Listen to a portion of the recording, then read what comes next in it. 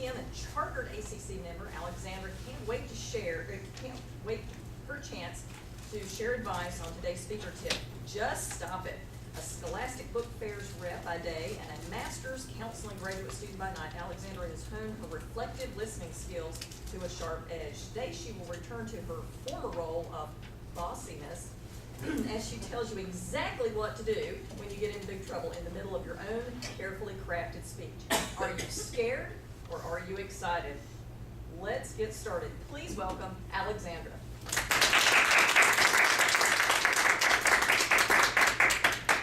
Thank you, Madam Toastmaster. Fellow Toastmasters, ACCers, and guests. There you are in the middle of your speech, and it blows up. What happens? Did your PowerPoint go down?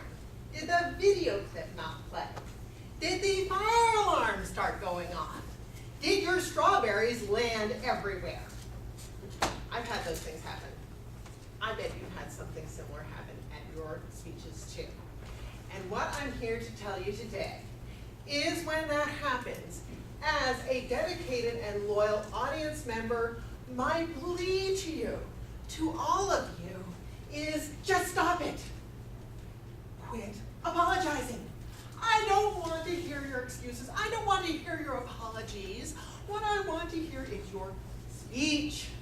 So, I'm here today to exhort you, to encourage you, and hopefully make you laugh a little bit about what can you do when it all goes wrong. Let's start with the main point. Why are you up here to start with? Are you just clicking off one of the speeches in your manual? Is it because somebody else didn't come and you had got filled in at the last minute? I once heard that for a meeting, when you're planning one, the first thing you need to consider is whether to hold the meeting at all. And I would suggest the same thing about your speech. If you don't have anything to say, sit down. Okay, I'm hearing something. You've heard people in the past that you wish would have sat down a little quicker, right? And it's not just the DTMs, don't tie me. It's everybody. Sometimes it's just what it is. Now, I'm speaking to a room right now of dedicated, experienced Toastmasters. So what are you all supposed to have in your hip pocket? Speech. A speech. Is it just anything? No. What's the point of getting up if you don't have anything that you're interested in saying? That's not the point at all.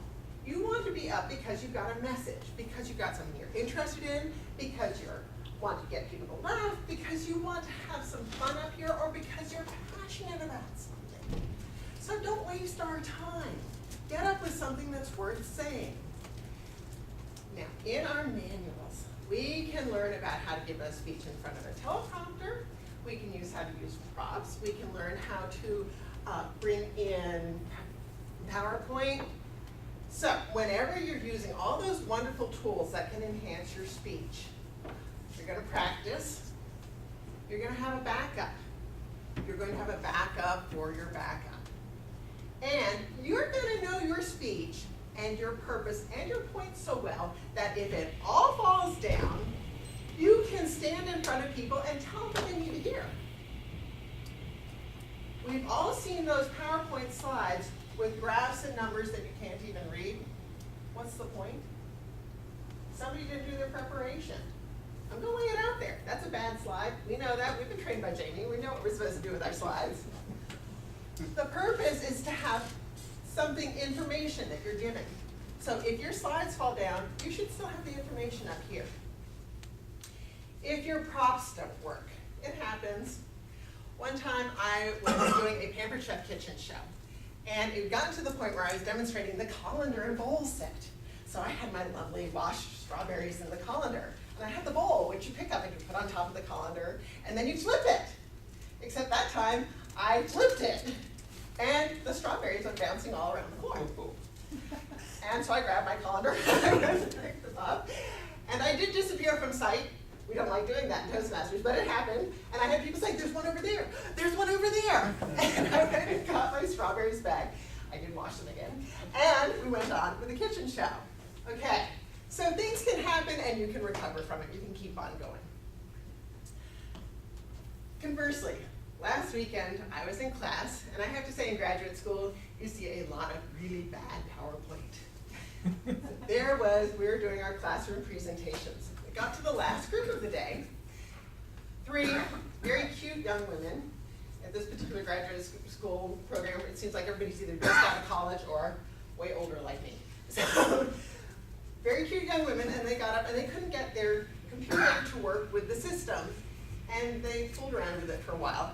And finally, the professor, who was actually an experienced speaker himself, said, okay, we're done. I'm gonna say you did a good presentation, upload it to me, we'll put it on our shared intranet, and we'll be all set. Did we get the value of that presentation? No. Was it a massive fail? Yes. Was he very gracious? Yes. Did he want to get out too? Yes. Okay, so, and thinking about it afterwards, I was just, they had information, they were leaning on their crutch. They had been to Toastmasters, we don't have that excuse. So, what I really want you all to know is when things happen, you can recover, you've got lots of tools for that. But the main thing you need to know is, why are you up here? What are you saying? What's the purpose? Because if you can't stand up and say it, you really do need to sit down and let somebody else have the floor.